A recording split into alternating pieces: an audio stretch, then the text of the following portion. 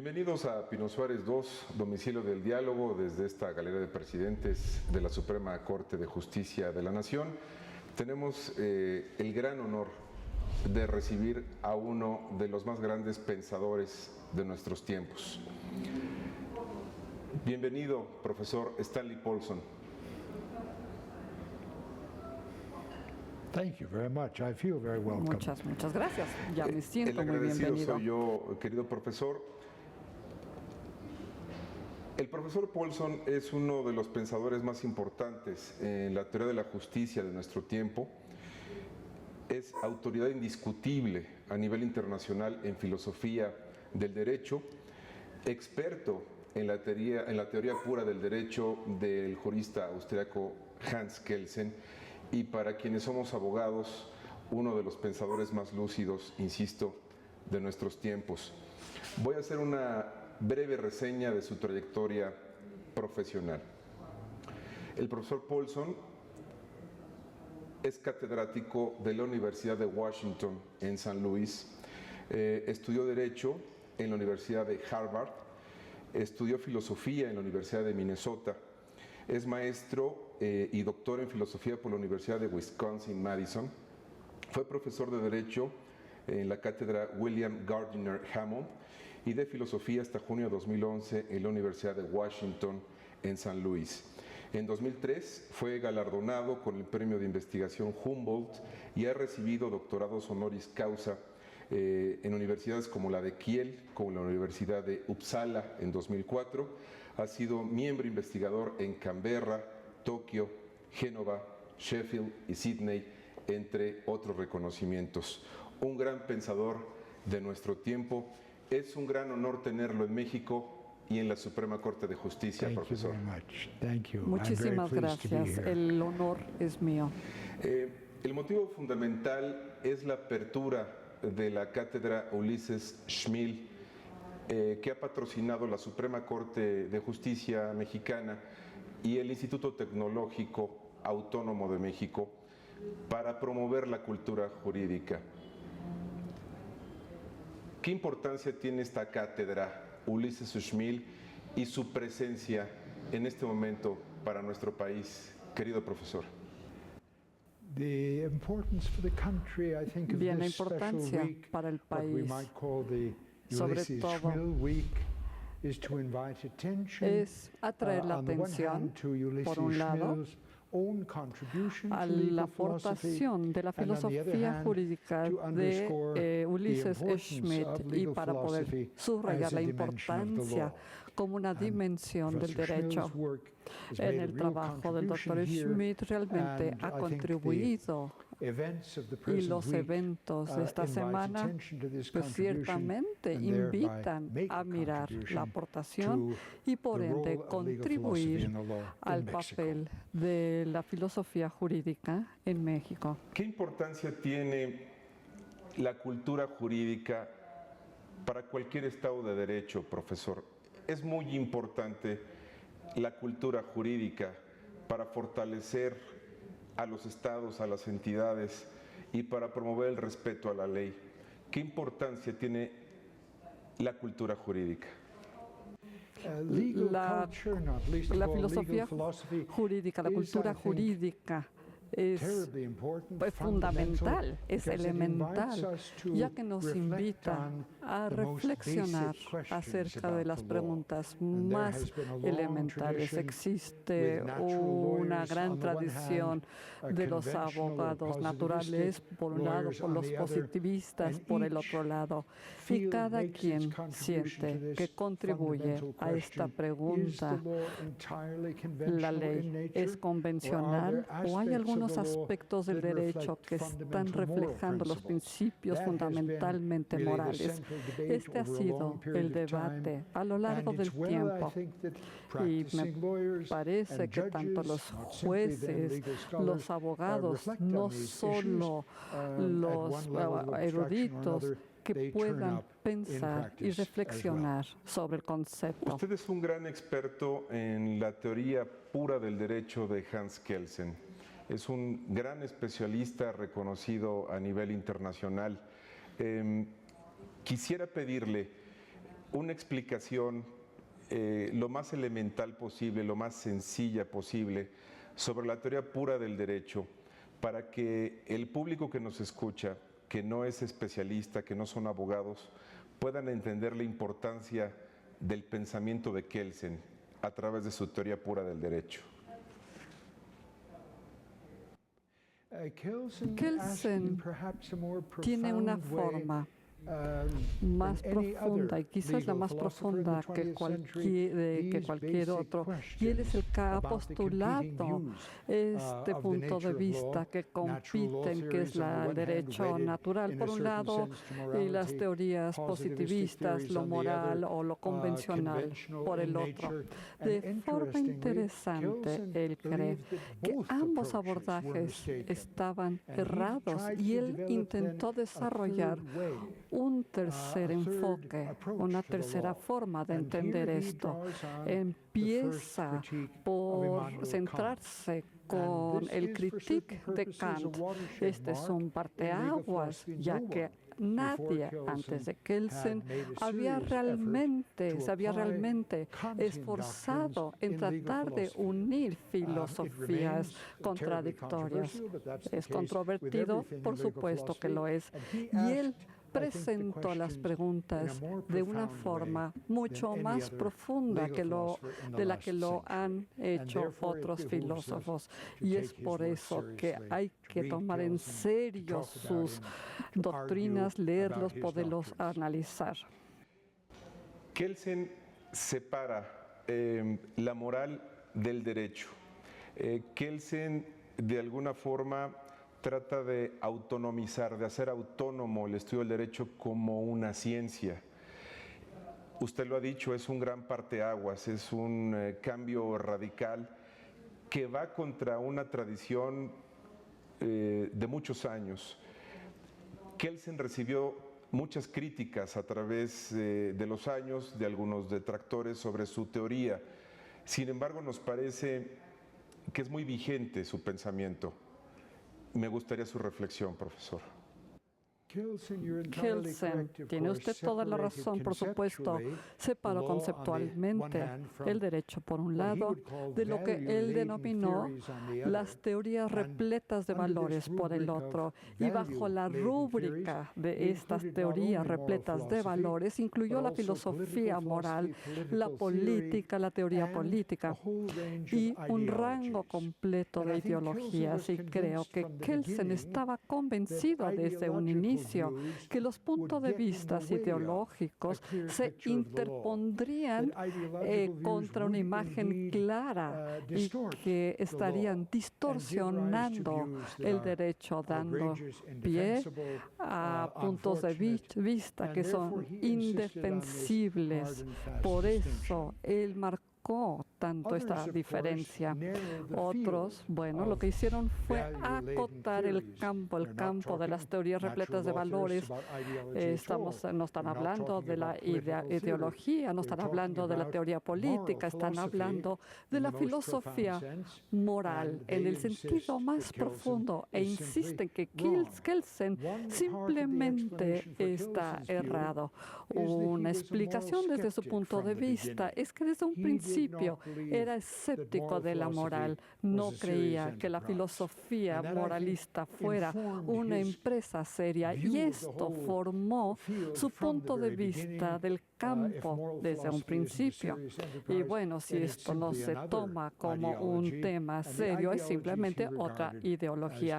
Y las ideologías para él son terriblemente distorsionantes. Profesor, el derecho como ciencia, un tema fundamental para el estudio jurídico, para el avance de nuevas teorías, de aportaciones que cambiaron el punto de vista de analizar la norma jurídica, el derecho como ciencia. Y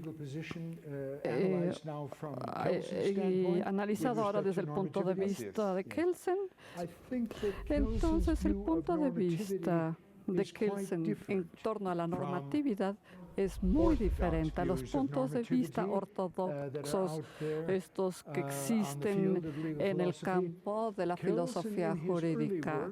En sus primeras obras, por supuesto, en el Hauptprobleme de 1911, una obra que se tradujo al español aquí en la Ciudad de México en el 47, cree que lo que es la teoría centrada en los hechos no es que estuvieran erradas, sino más bien estaban dirigidas erradamente. Eran indefensibles y su trabajo con el paso del tiempo se lo dedicó a demostrar el por qué es que están erradas estas teorías.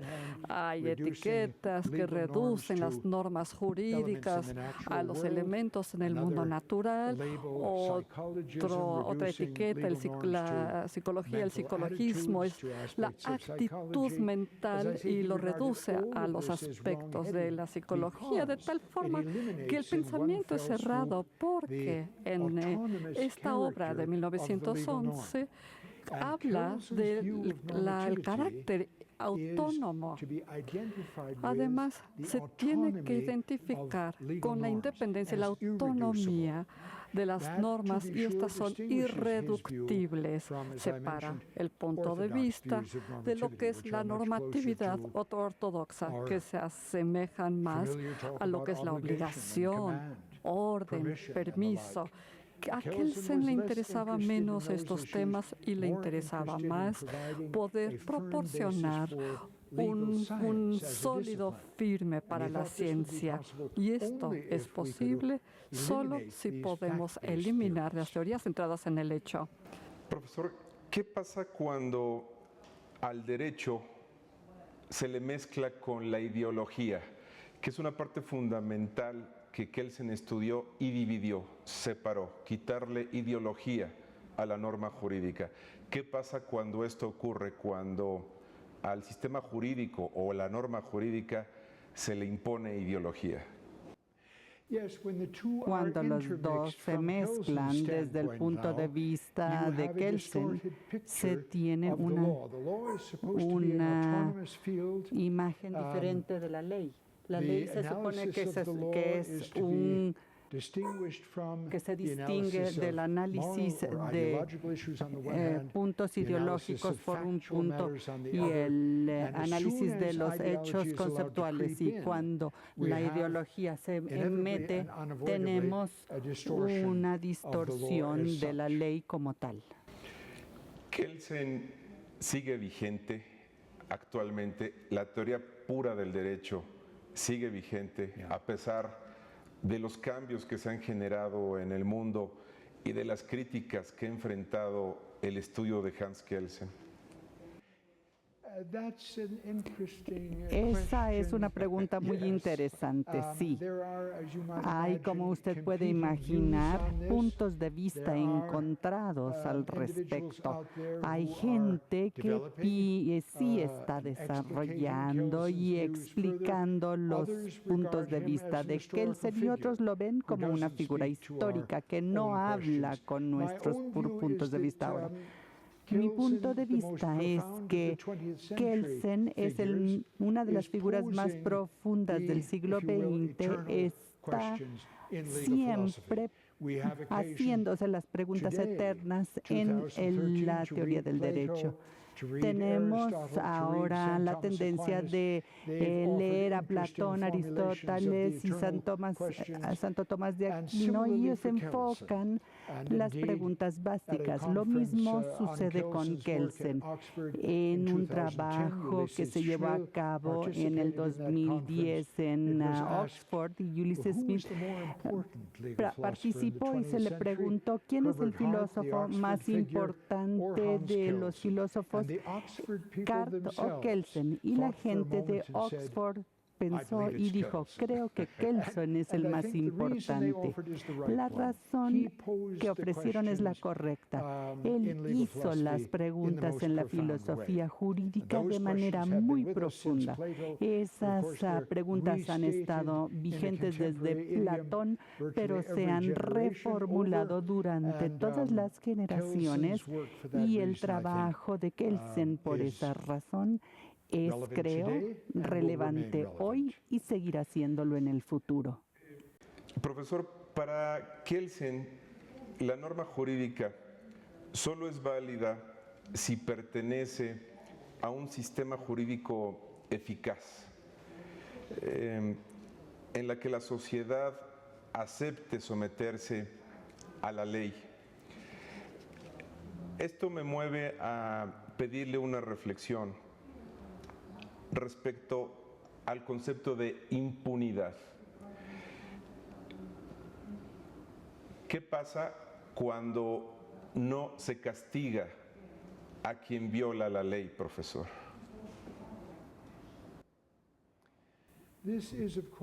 Esto, por supuesto, si respondo en nombre de Kelsen en sociología legal, y uno quisiera reunir datos empíricos por una parte y establecer un punto de vista en particular sobre las instituciones en cuestión por otra parte, pero no es algo que Kelsen trate directamente en su filosofía jurídica. El punto es complejo en algunas áreas. Deploraríamos la falta de castigo cuando se trata de criminales y sus diferentes fundamentos para el castigo desde el punto de vista de la filosofía jurídica. En otras áreas, cuando hablamos de desobediencia civil, con reformas en la política y el derecho, a lo mejor se podría proceder de manera más benévola en vez de castigar a los violadores, pero esto es promocionar las reformas que son diferentes del castigo a un violador o a un criminal. Es muy complejo, tiene muchos puntos de vista y no hay mucho en la teoría de Kelsen que hable directamente sobre este punto. Generalmente habla sobre sociología jurídica y esto no es un área en el que estudió de manera directa. Profesor, un juez debe resolver atendiendo estrictamente a la legalidad o debe de atender a aspirar a tener resoluciones justas. El dilema entre justicia y legalidad.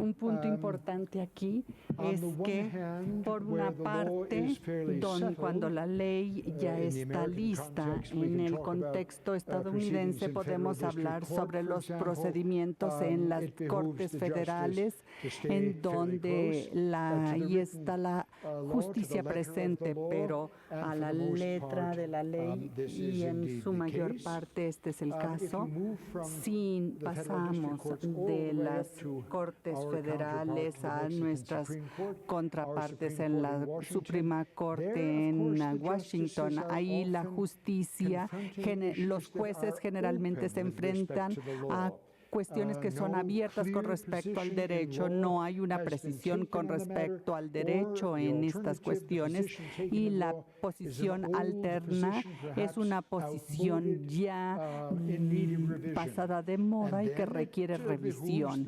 Y entonces depende de los jueces hacer su mejor procedor para confiarse en la justicia para sus decisiones, en donde la justicia se esté abierta y depende de ellos que las decisiones en contra en la Corte Suprema en Estados Unidos son muchas en contra, cuanto que en los tribunales de distrito las cuestiones y las resoluciones son mucho más estables. Las apelaciones son pequeñas si se consideran todos los casos que se tratan a nivel federal y distrital.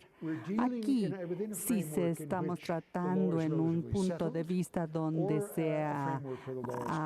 hay un marco para la ley o está abierta esta ley. A veces a nivel federal es apegado a la ley y en segundo caso, cuando hablamos de la Suprema Corte, la dama de la justicia debe aparecer. ¿Qué lección nos deja en la actualidad la protección a los derechos humanos? Es un tema muy importante en los sistemas jurídicos de todo el mundo. En México hubo una reforma constitucional para ampliar la protección de los derechos humanos hacia los ciudadanos. La Suprema Corte mexicana aplica ahora un marco de referencia muy amplio para proteger más profundamente los derechos humanos de los ciudadanos. ¿Qué opina usted de esto? Gracias. Esta es una cuestión vastamente importante que traté con los jueces de la Suprema Corte el lunes en la casa del profesor Ulises Smith, y ellos mencionaron esta reforma a la Constitución y los retos que significan para la Corte y para el país. En esta encrucijada, la teoría pública kelseniana está pasada de moda. Él ve la revisión constitucional en las Cortes austriacas en 1921 de los artículos 31 al 37 de la Constitución de octubre de 1920, que se dedicó a la revisión constitucional, pero la fuerza motriz tras la revisión constitucional entonces trataba de arreglar los conflictos entre los diferentes estados federales en un sistema federal. Austria siendo un sistema federal. Kelsen respondió que los problemas que surgen en un sistema federal, diferentes estados llegan a conclusiones diferentes introduciendo reformas constitucionales para resolver los problemas. Los creadores de la Constitución de 1919 habían establecido las formas de resolver esos problemas. Sin embargo, nunca se prestó atención a los derechos humanos. Kelsen se mostraba escéptico sobre las disposiciones de respuesta abierta, sobre la legalidad, el debido proceso, preocupado porque estas disposiciones de respuesta abierta tendrían malos usos del derecho constitucional, lo cual es un reflejo de su escepticismo moral. Esto ha cambiado mucho. El periodo posterior a la Segunda Guerra Mundial titularizó los derechos humanos e hicieron todo lo que pudieron y tuvieron a su alcance para acotar y darle expresión legal a los derechos humanos, para poner en la Constitución los derechos humanos. Ese es el tema del derecho público en nuestra época. Y sin saber mucho sobre los cambios en la Constitución mexicana, parece un principio maravilloso. Siendo usted un gran jurista, me atrevo a preguntarle, ¿cómo explicarle a un niño de 7 años qué es el derecho? Maravillosa pregunta. Lo difícil, las preguntas difíciles son maravillosas y esta es difícil, esta pregunta. A lo mejor hay una forma de transmitir la idea de convencionalismos por una parte, algo que se hace como una regla, un sistema métrico en el mundo civil para medir centímetros y metros. Es una serie de convencionalismos y si hablamos con un niño brillante de 7 años, les podemos enseñar esta forma de medición como un convencionalismo. Ahora, vamos a ver. ¿El derecho es así o hay aspectos de la ley que no son convencionales por su naturaleza misma? Y a lo mejor podemos desviar su atención a los puntos de vista morales fundamentalistas, dándole ejemplos de igualdad, porque un hombre negro podría estar privado de sus derechos o de los derechos que un hombre blanco ha gozado durante muchos años en los Estados Unidos. Un niño de 7 años podría decir, no hay razón para privar a los negros de los derechos que han gozado los blancos. ¿Y por qué? Le preguntaríamos, porque la igualdad es un principio moral. Y en ese punto a lo mejor podría haber parte de los puntos de vista en controversia. ¿Hay principios morales en el derecho? La idea de la igualdad es uno de ellos, o se trata de convencionalismos. Si lo ponemos de esta manera, tal vez podríamos ver que la igualdad es un principio moral fundamental que Kelsen, por otro lado, que defiende los convencionalismos, pierde ante el niño de 7 años. Vuelvo a atreverme y pregunto, ¿cómo se le explicaría a un niño de 7 años qué es la justicia? Es otro tema difícil, abstracto. Este es en realidad un punto difícil. Muy maravillosa pregunta porque es difícil, sí. Yo me quedaría con mi ejemplo, que es la igualdad. La justicia en los tribunales requiere que las partes estén en controversia, la parte actora y el defensor y tengan los mismos recursos. La idea de la justicia. Podemos preguntarle al niño de 7 años cómo se siente al respecto. Si ambas partes, el defensor y el acusado, deban tener las mismas oportunidades, los mismos recursos para examinar y hacer repreguntas a los testigos. Y el niño de 7 años de manera intuitiva podría decir, no habría razón para no decir que ambas partes deben tener los mismos recursos. Menos que eso haría que faltara la ley y la justicia. Esa sería la forma de invitar a un niño de 7 años para que, siguiendo a Sócrates, empezara a hacer sus propias preguntas. Ese sería mi enfoque. Es difícil, por supuesto. Sin duda lo es. Profesor, se nos ha agotado el tiempo. Le agradezco profundamente este tiempo para el canal judicial, para la televisora de la Suprema Corte de Justicia en México. Nos sentimos muy honrados de haberlo tenido con nosotros. Yo le agradezco a usted mucho. Usted puede saber, si me permite decirle, como un comentario biográfico, esta es la primera vez que yo salgo en televisión.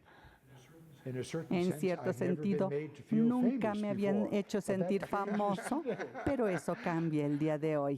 Muchas gracias a usted y a la Corte Suprema de México. Muchas gracias. Nos sentimos doblemente honrados de ser los primeros en lograr entrevistarlo para la televisión. Gracias otra vez. Gracias, profesor. También le agradezco a usted el favor de su atención a Pino Suárez II. Lo invito a que siga en el canal de la Corte. Muchas gracias.